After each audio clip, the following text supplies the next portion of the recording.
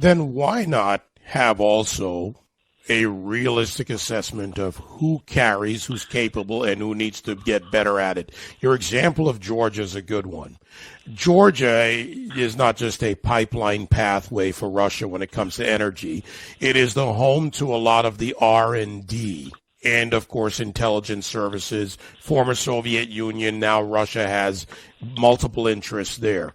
But Georgia and Ukraine both should be a better discussion by the leadership in Washington on how we reassess. Just like Turkey, the gateway to the Middle East needs to be a different discussion. So we haven't evolved in some ways in NATO, or NATO hasn't evolved, not we, but they haven't evolved into the current reality and even into looking at a projected future of where these players are and who should be responsible for what.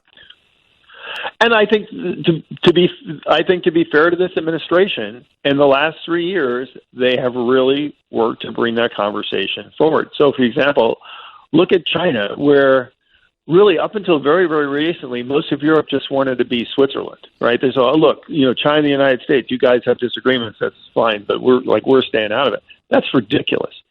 Fundamentally, we believe in freely elected governments, human rights, and the free enterprise system. The Chinese look at that as an obstacle to their expansion of world power. You can't be neutral in that discussion. Either you believe in those three things or you don't. And if you believe in them, you have to work to defend them. And so, for example, the administration has done a lot of effort into saying, look, you guys have to have a more realistic assessment of the China threat. Not that we necessarily need NATO to go sail through the South China Sea, but we need NATO countries to make sure that the Chinese don't penetrate your telecom networks and they can shut everything down if something happens. So I think the word realist, which means that really in the end power matters, right? That's what really matters. If you got power, you can defend yourself. If you don't, you can't. This administration is not only a realist in the sense that they recognize that this is really not about nice words in the UN and everything else. It's about countries standing up and actually doing what they need to do. But it's also realistic in the sense that they have to do this, that we don't live in a world anymore where this is not the 1990s.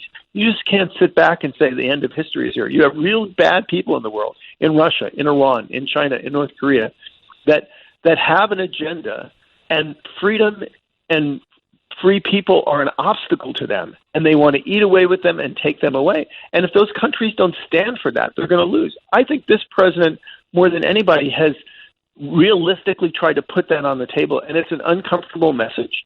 And sometimes maybe he's not the nicest message carrier, but it's a message that they have to heal. And I think actually people have heard that, and we'll see if they respond to that in the years ahead. If that message stops coming from Washington, the hard truth, I wonder if people will just kind of drift back into la la land. Well, unfortunately, you and I have watched Washington maybe a little bit too long, and yes, they will drift back into la-la land, as you put it. There's another aspect of this from the outside looking in. When it comes to the other countries and the various member nations in NATO, sovereignty, and I'm thinking from just what's good for them. Responsibility, sovereignty, and action is better for your nation if you're involved. Reality, right? If you're not hiding as pretending you're Switzerland and you're devoid of any interaction, that's better for these countries as I see it. And having, big brother United States to be there when you need them is a different picture than being able to represent yourself to the best of your ability. And I think that's something else that needs to come out of this. I think the UK is a good example. I mean, look at the kind of remarkable political transformation. I mean, pulling out of the EU, throwing Huawei out of the country, which is a big, big deal for the Brits to do that. And, just the other day, the Prime Minister said, hey, we're going to paint our plane. Why doesn't my plane look like the American plane? Why doesn't my plane have the colors of Britain on it? Why is it just stupid gray? Why aren't we proud of who we are as British people?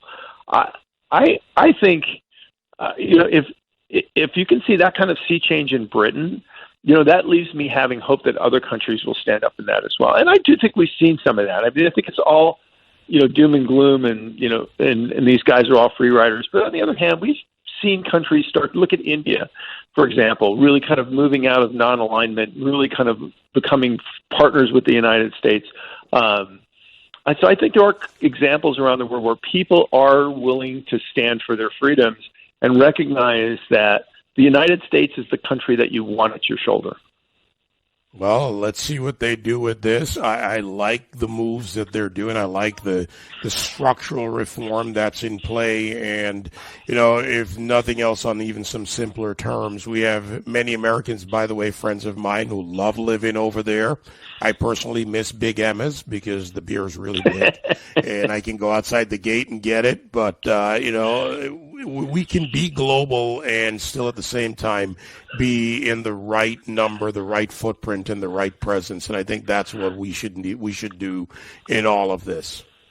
I think that's exactly, you framed it exactly correctly. It's, we're not the world's policeman. We're not the world's patsy. We're not the world's piggy bank. But what we are is, we are a country of free people. And when we stand alongside free people, we're all better and we're all stronger. So I think the word is partnership. And a partnership is everybody carries their load. And I think that's the mantra we need going forward. And it's the mantra America has to have today, next year, years from now. And I think countries will respond. But we've got to be consistent. If we do this, throw everything out that we've accomplished the last 3 years, that would be a terrible, terrible mistake. And go back to kind of placating and begging people to do something or apologizing to China that we've offended them. These are exactly the wrong things to do. All right. Well, let's see what they do. And I have faith in Robert O'Brien and the president and others who are doing real assessment and call it the logistics point of view as well as the other various factors.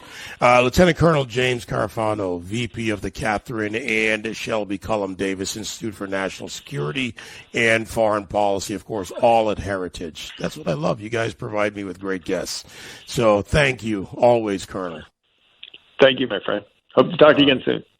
You got it. And anybody who can recognize The Warriors, one of the great movies of our generation.